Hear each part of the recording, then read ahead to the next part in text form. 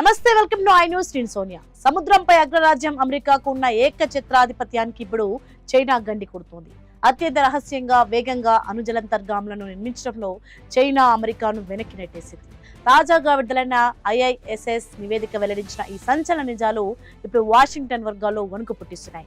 ఆ వివరాలేంటో ఇప్పుడు స్పెషల్ స్టోరీలో చూద్దాం. సముద్ర గర్భంలో ఒక భారీ యుద్ధానికి రంగం సిద్ధమవుతోంది. ఇన్నాళ్ళు తన నేవీ పవర్ తో ప్రపంచాన్ని శాసించిన అమెరికాకు చైనా ఇప్పుడు గట్టి సవాల్ విసురుతోంది.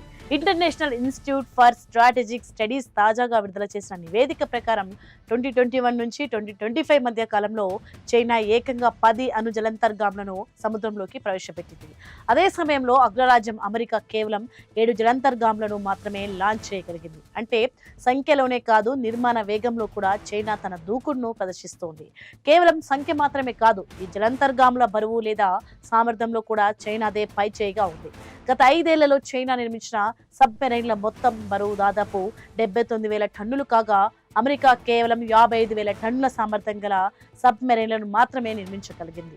చైనాలోని హుల్లు ధావో షిప్ యార్డ్లో డ్రాగన్ తన అణుశక్తిని నిరంతరం పెంచుకుంటూనే ఉంది.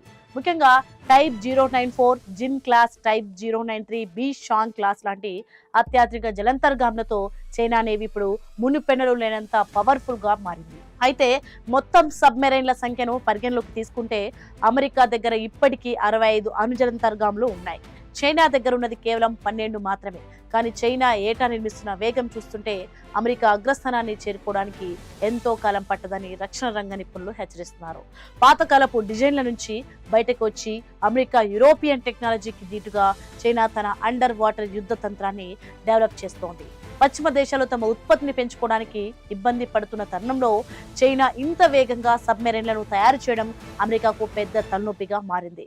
పసిఫిక్ మహాసముద్రంలో తన ఆధిపత్యాన్ని కాపాడుకోవాలని చూస్తున్న డ్రాగన్ ఈ అణుజలంతర్గాములను ఒక బ్రహ్మాస్త్రంలా వాడుతోంది.